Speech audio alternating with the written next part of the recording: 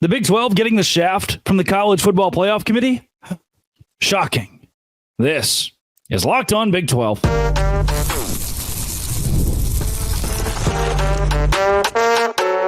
You are Locked On Big 12, your daily podcast on the Big 12 Conference. Part of the Locked On Podcast Network, your team every day. Happy first college football playoff poll, everybody. And by happy, I mean bad. I'm Drake Toll from America's #1 Big 12 podcast. This is Locked On Big 12. Thank you for making this show your first listen every single day. Are you shocked?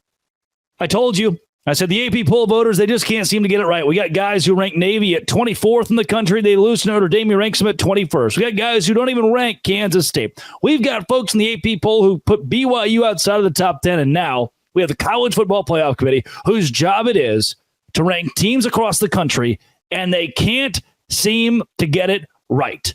And a playoff committee president, commissioner, whatever you want to call him, who comes out and says, we didn't take anything when it comes to conferences into account here. We just thought about football and the way it's been played in the field. Sir, why is Indiana above BYU? Ah, yes. Well, Indiana has blown out their opponents. All right, BYU. I guess keep your team out there. And you blew out UCF. You blew out Kansas State. You beat top 20 SMU, who's now a playoff contender. But keep the starters out there. Run the score up, because that's a mark of a good team. Though Indiana hasn't played a bowl team yet this season. Well, wait a second. BYU is behind Indiana, but they're undefeated, so it kind of makes sense, right? Though Tennessee's in front of BYU, and didn't they lose to Arkansas, who's putrid at football and going to fire their coach? Well, what happens there? Why does that team, when we have actual human beings in a room, like a conference room where they say, hey, we could all talk about this and maybe build our rankings together, how does that room decide to put Tennessee above BYU? They lost to a putrid Arkansas team. What about Penn State? They've lost a game, and BYU's done this thing where they've go undefeated. But Texas at 5. If I remember right, they lost. Georgia at 3. Also has lost. Ohio State at 2. Weird, the fact that they've lost a football game. Yeah, is Ohio State better than BYU? Maybe. Georgia? Probably. But listen to this. Per Shehan Jayaraja, who tweeted this. BYU has more college football playoff top 25 wins to Kansas State and SMU.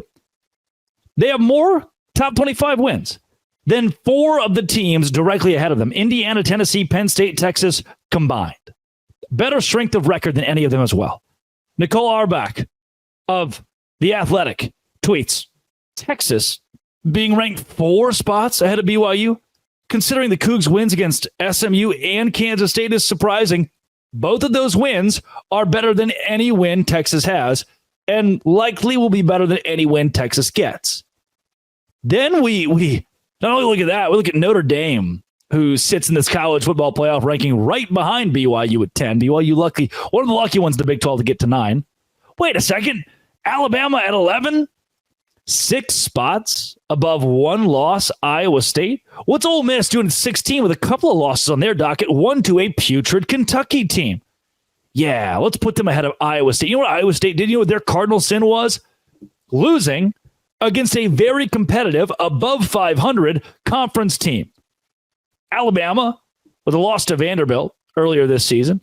Alabama, consecutive losses earlier this season. Looking around going, are we bad at football? Now they have 2 losses. What about Ole Miss?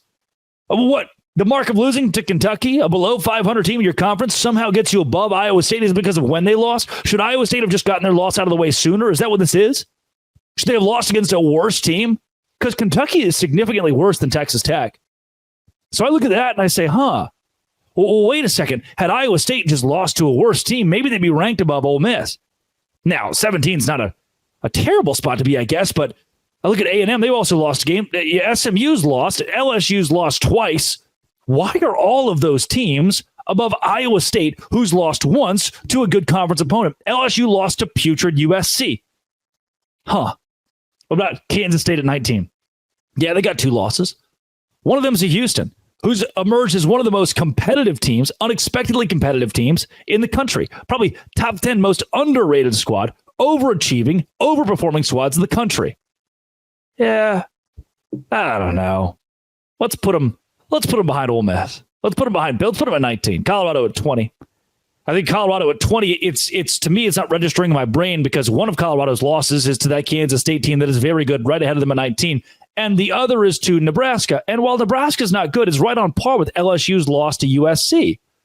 If not a better loss. It's a more quality loss than LSU's loss to USC. And how many Heisman contenders does LSU have? Well, their quarterback's good. Good enough for them to be at 15, Colorado at 20. And when LSU loses this week, Colorado should certainly jump them. I don't understand. You have to paint me a picture why we put this once upon a time in the hands of a computer, in the hands of an algorithm to tell us who is really good at football, who's the best team in football. And that algorithm might have got it better than this. Then we gave it to the AP poll voters. Hey, tell us, you guys, who's better at football? The AP poll voters said, yeah, we go to bed at 7 p.m., so we're not going to watch most of the day of football. We're going to trust them with something, huh? Shouldn't. If we don't trust them, then let's go to this individual committee. I mean, they're going to be their own separate entity. This committee that comes together and they decide one thing. That's the college football playoff rankings. That's all they do. Can they get it right? Well, they put Missouri at 24. What? And didn't rank Vanderbilt at all. Undefeated Army at 25. They're mowing through teams.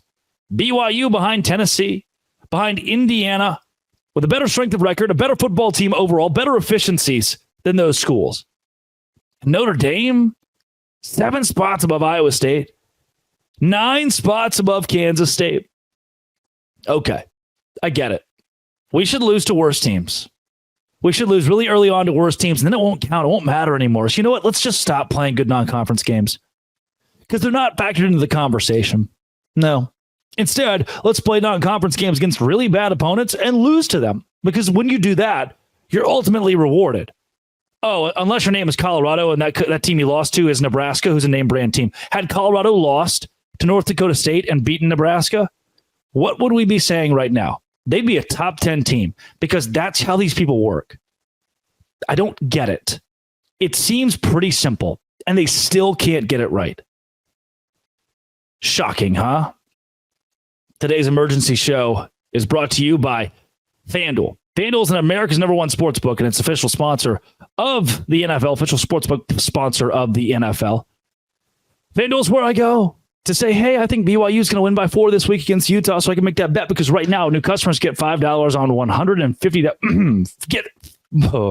$150 in bonus bets if you win on a $5 bet. The FanDuel Sportsbook app gives you everything you need. And if you get a hunch in the middle of a game, you can live bet, check out the latest stats, view live play-by-play, and so much more. Visit FanDuel.com to join today. You'll get started with $150 in bonus bets if you win your first $5 bet. That is FanDuel.com. Never waste a hunch with FanDuel. That's where I go when I get that hunch in the middle of a game and I make that bet. FanDuel.com.